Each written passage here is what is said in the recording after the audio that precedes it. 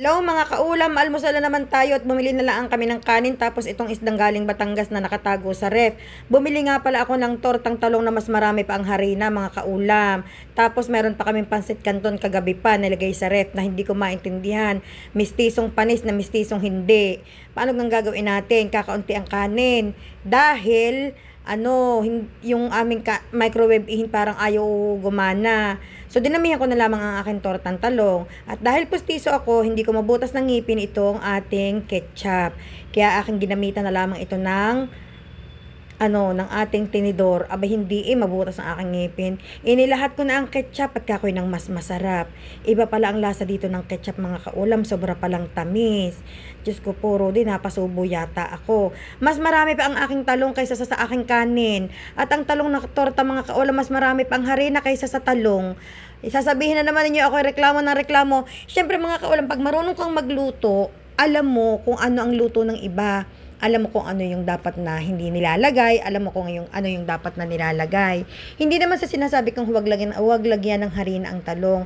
Dahil sabi ko nga sa ate ko, baka hindi sila makabuo ng tortang talong, kaya nila nilalagyan ng harina. Ang siste, ang problema ay naparami siguro ang harina nila. Kaya ang aming tortang talong ay naglasang pancake.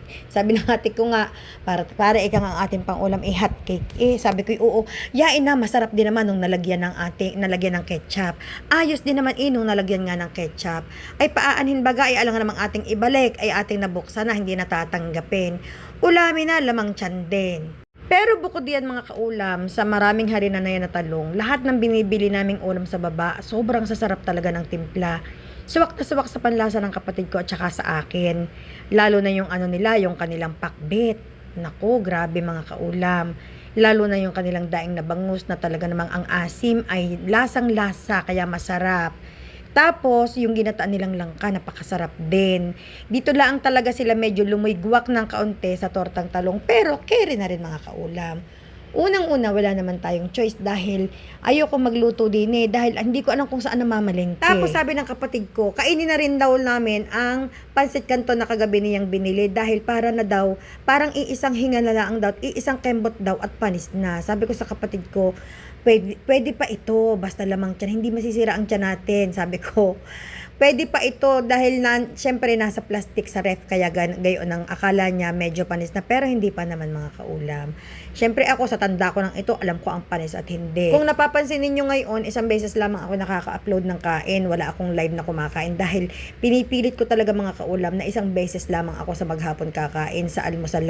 Dito sa Pilipinas almusal laang, sa hapon hindi na ako nakain. Yun, syempre minsan katulad kanina nakakain ako ng maliit na cheese bread, tapos kumain ako ng halaya, na ube, na kaunti, okay na yun sa akin sa buong maghapon. Dahil mga kaulam, alam naman natin na pag tayo na edad na, kailangan na ding ingatan ang sarili. Tapos dinadamihan ko lang sa maghapon ng inom ng tubig. Inom ng tubig, tapos minsan, iinom lamang ako ng tubig na may chia seeds. Gayon lang ang mga kaulam ang aking ginagawa. Tapos binibisi ko na ang sarili ko sa mga gawain. Binibisi ko na sa pagla-live selling. Binibisi ko na sa pag-aayos na rin aking tahanang maliit dahil maraming ang ipinapaayos. Binibisi ko sa panonood ng kung ano-anong mga pelikula sa cellphone. Ganyan lang ginagawa ko mga kaulam para makalimutan ko ang gutom. Tulad ngayon, binuksan ko ang ref, meron pa ako doon kung ano-anong mga ulam na tira, may mga pakbet pa. Sabi ko, bukas na ng umaga ko yun kakainin para hindi na ako bibili ng pagkain mga kaulam. Okay na yun, okay na sa akin yun at nang medyo matipid para makatipid-tipid din. Gusto ko ngang i-challenge ang sarili ko na 2 days na zero expenses ako. Pero iniisip ko paano, may mga babayaran ako din sa kondo, may mga pinapaayos ako. Siguro pag tapos ko nang ipaayos ito, lahat-lahat, i-challenge ko na ang sarili ko ng 2 days